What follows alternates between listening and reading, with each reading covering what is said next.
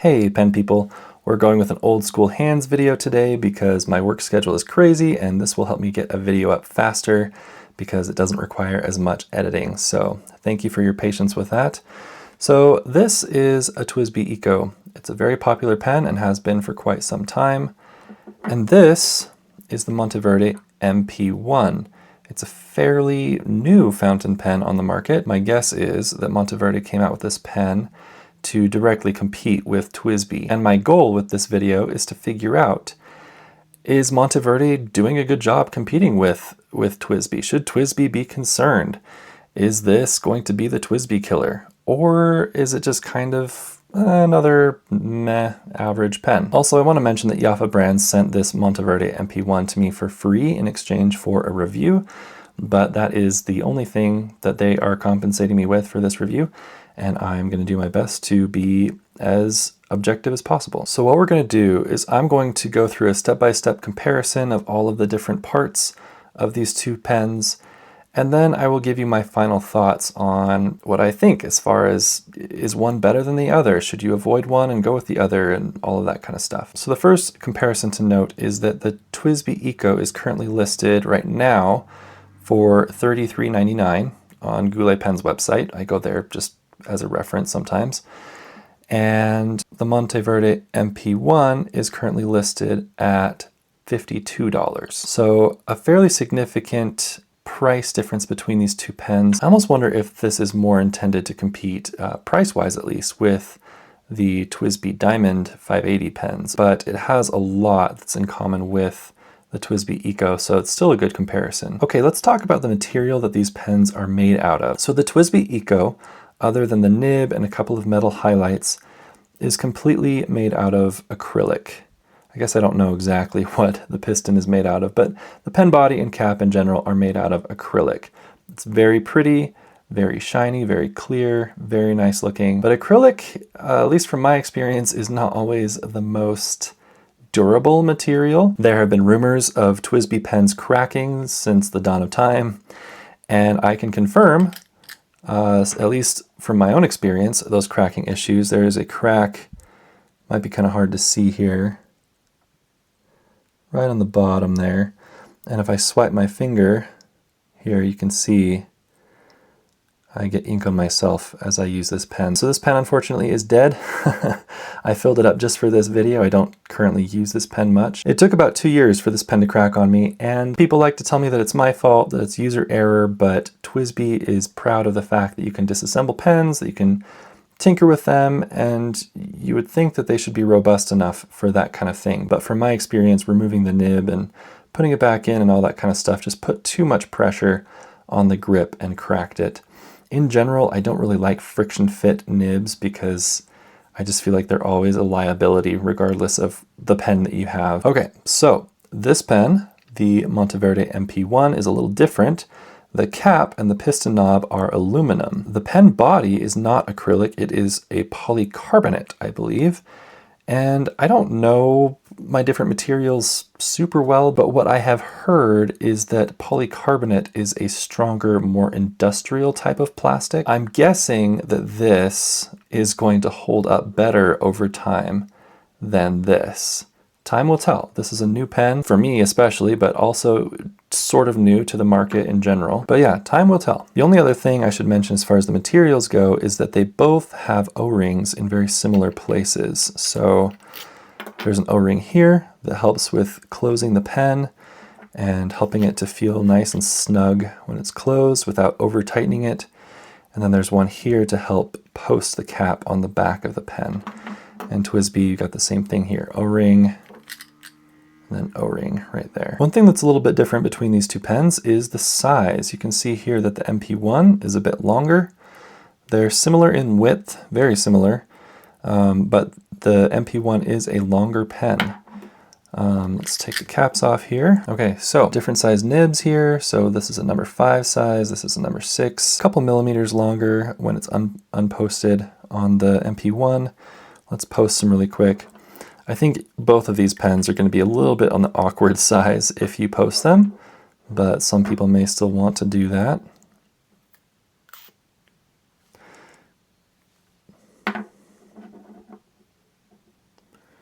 Okay, so kind of similar to when the pens are capped as far as the length difference is concerned there. Okay, let's compare how these caps function. Let's start with the clips. The clips are, I like both of the clips fine. The TWSBI one is extremely tight, and I don't feel like it's the most practical or usable. There are easier to use clips out there, but it looks good. It's sturdy. I like this clip. I like how it's slightly curved. It looks nice. And it's also tight, but not as tight. I feel like I can pull it out a little farther without stressing it out or anything. So I think that this clip, for me at least, wins out over the TWSBI Eco, even if it's just ever so slightly. There's not a huge difference, but for me, I do like this clip just a little bit better. All right, now let's compare how these caps open and close. And this is really interesting. This is where the pens really start to deviate from each other as far as their functionality goes. So the TWSBI Eco opens in about 3/4 of a turn. For a screw cap, it's extremely quick and easy to open and close, and it's also really secure because of that O-ring. So they did a really good job designing an opening and closing mechanism that doesn't really get in the way of you using the pen. You can still whip it out really quick and use it quickly and not really have a significant delay as you're trying to get started with your writing. This pen, I was pretty surprised when I counted the turns on it. Let's count here really quick. So we've got 1, 2, almost 3. It's like 2 3/4. That's a lot of turns to get a pen open. It kind of bugs me a little bit. It's still not hard to open and close. Comes on and off just fine, feels good. The threading feels really good. I don't really know why they went with so many turns to have to open and close this thing. Maybe it has something to do with the fact that you've got metal threads in here and essentially plastic threads here. And that's another thing that I'm not so sure about with this pen. The metal on plastic, it just never seems like a good idea to me. I'm not a designer, I'm not an engineer. I don't really know what the risks are of doing that. I have other pens that do that, but I would prefer metal on metal or resin on resin so that you don't have as much of a risk of cross-threading and wearing out the threads. But like I said, they feel good, they're smooth, and I have not had any issues. So maybe I won't. Again, it's polycarbonate, it's a hard plastic, so hopefully it's a non-issue. Now let's look at the grip sections. With the TWSBI Eco, it's a round grip. There's not a lot of shaping there until you get to the end of the grip. It kind of flares out into these 3 raised parts that kind of create a little bit of a triangular grip if you go all the way down to the end. But if you don't hold your pen down there, then there's nothing in the way of your fingers to holding the pen however you want. And I actually really like this grip a lot. It's one of the most comfortable grips I've experienced in the fountain pen world. And I like having those little raised parts as kind of a reference for where you're holding the pen.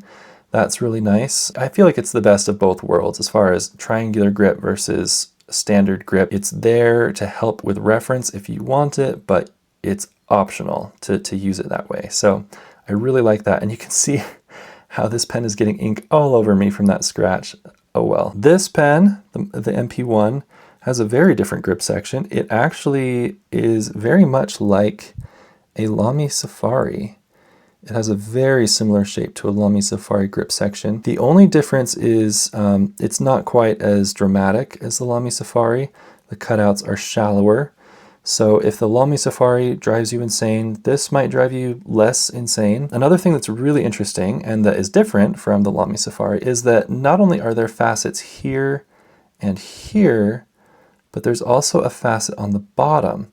I've heard some people complain about triangular grip sections being uncomfortable because while their thumb and forefinger have a good place to go, the round bottom of the pen just kind of hits their hand wrong. So it's interesting that Monteverde, I guess, heard that complaint and made a pen that has a true triangular grip section with 3 fully faceted sides. It works for me. I think that the only problem I have is sometimes, depending on the angle of my paper and whatnot, sometimes I need to rotate the pen a little bit.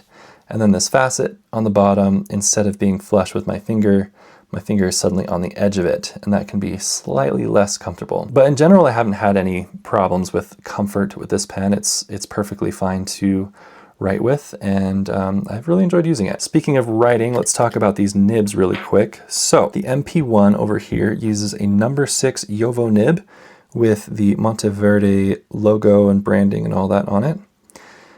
The TWSBI nib is a number 5, and I believe it's also Jowo. I'm not going to do a writing sample because this is a medium, this is a broad, so it just, I don't know, I don't really have a way to do a fair comparison there. I can just say that they're both good nibs, and I like them both very much. They are both very wet. This is a pretty big medium, and this is, I only have 2 broads, the other one's a Schmidt. And this one's like double the size as far as the line width goes. This is a very generous nib. So pretty fun to write with. Kind of like I was saying before, they're both friction fit nibs. I really don't like that because I just feel like it's a liability for the longevity of your pen. I prefer the screw-in nib units, but it is what it is. And hopefully this pen won't have any problems. I don't plan on taking the nib out anytime soon, so hopefully it will be fine. All right, let's talk about ink capacity really quick. Because these are both piston fillers, the ink capacity in both is very, very generous. There is a lot of ink that goes in these. I want to say 2 milliliters or close to it. Yeah, just a lot of ink goes in these. It can last you a long time. As you can see here though, the TWSBI might have a slightly bigger ink capacity. You can see the piston is sitting slightly higher there than the MP1. And the reason for that is you can see the size of the mechanism there is very different. We'll talk more about that in a second. So the TWSBI does win out in capacity a little bit, though I don't think you're really going to notice a difference as far as your writing experience. These both just have so much ink in them, they'll write forever. If these were Kaweco-sized pens or something, and there was that kind of a difference, you might really feel that. But the difference in these is so negligible because they're just so big. All right, let's go back to the pistons here. Like I said, the mechanism is pretty different between the two pens. You can see that the TWSBI Eco's is much smaller, the MP1's is much bigger, and the twist knobs are different. This one is hexagonal, this one's round. Of course, plastic and aluminum. But you'll notice these little dots here. And this is something that's very different. And I think that this is one of the big selling points of this pen. This actually has a locking mechanism. I cannot twist this, which is nice because if you are accident prone, there might be a chance of twisting a piston pen and getting ink everywhere. But what you do is you just pull that up, snaps up, and now I can turn it. I'm not going to do that yet. I'll grab an ink bottle and then I'll do it to show you how it works. But that's kind of nice to have that locking mechanism there. You know that your piston isn't accidentally going to move and get ink everywhere. The thing is though, when it comes to comparing this with the TWSBI Eco, I feel like it's kind of a non-issue because this has a lot of good feedback to it. And right now, like, I can't really turn it. It's really set in there pretty well. I have to give it a really good turn to get it started. And even then, I have to intentionally keep turning it for anything to happen. So I don't think that the locking mechanism is really necessary when you compare it to the TWSBI Eco. What I will say though is I think that this is a huge improvement over other pens that have kind of copied the TWSBI Eco pattern. I've heard of other cheaper alternatives to this having issues with the piston knob being maybe a little too easy to turn and becoming a mess. So yeah, I think that the MP1 is a huge upgrade over that. And maybe an upgrade over the TWSBI Eco. I'm not sure if it's really going to improve the experience that you have over what you already have with the TWSBI Eco because the TWSBI Eco already feels pretty secure to me. Now I want to compare what the pistons actually feel like to use. So I've got a bottle of ink here. This is Montblanc Mystery Black. It's what's in both of these pens. So I'm just going to open this up here and twist the ink back inside. There's a little resistance initially because this is screwed all the way down to the pen body and there's some resistance, but as I twist it, that resistance goes away. And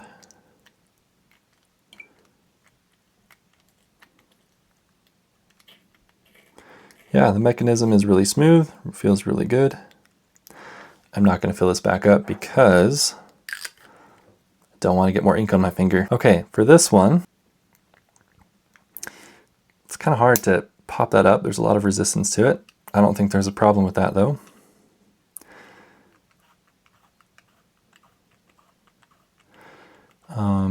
Wow, that's interesting. There's ink coming from the top of the nib, like dripping out the top. That's kind of different. Don't think that's a problem. I haven't had any problems with this pen leaking on me or anything, but that's a little different. Okay, so I am noticing maybe just a little bit of feedback, like something's rubbing in a way that's a little less smooth than the TWSBI Eco. It may just be that it's the metal components in there as opposed to plastic components. But overall, it feels very smooth and usable as well. It's not overly tight. It's very responsive. And yeah, so I think it's actually pretty doggone good. You got to line up the dots to get this to go back in. There we go. All right. I'm actually not going to fill this up either because this is the first ink I've tried with this pen and I want to try something else. One other difference with the pistons that I want to point out that is important is that with the TWSBI Eco, when you twist this up, the piston knob actually, wow, I'm getting ink all over the place. That is, okay, I'll clean that up too. All right, so the piston knob actually kind of floats above the pen when you open it up. And the TWSBI Eco comes with a wrench that you can put in there, twist it, take out the entire mechanism, and it has some silicone grease that you can re-grease it with. It's not something that you need to do all the time, but if eventually the piston gets really stiff on you and you need to lube it up, you can, and it's pretty easy to do. And I think that's pretty cool of TWSBI to have that just come with the pen. With the MP1, on the other hand, I don't really see a way to disassemble this. It's all very tightly assembled and I don't want to mess with it. And I don't get the feeling that I'm supposed to. Aside from TWSBI and those that are trying to compete with TWSBI, most piston-filled pens are more luxury. You got some of the Pilot custom pens, you got some Pelicans, the Lamy 2000, those are piston filled, and I don't think any of those come with wrenches. I don't think you're really supposed to take those apart. I don't have any of those pens, so I don't know for sure, but I've never really heard of people disassembling those pens. It seems like something you want to avoid doing. So I want to say that TWSBI has given me what might be an unfair expectation for the ability to disassemble any piston-filled pen, and I guess maybe you're just not really supposed to do that with most pens. Maybe TWSBI's kind of the exception. I don't know. So, my final thoughts. I think that this pen has a lot of potential. I think time will tell whether it will last longer than the TWSBI Eco. I think that there are some really interesting things going on with this pen, but I'm not sure if this pen is really a TWSBI killer. I'm really curious to hear what you guys think. If you have experience with these pens, which one do you like better? If you don't have experience with these pens, which one do you think you're more likely to buy? Let me know, and I'm gonna go clean up my inky mess.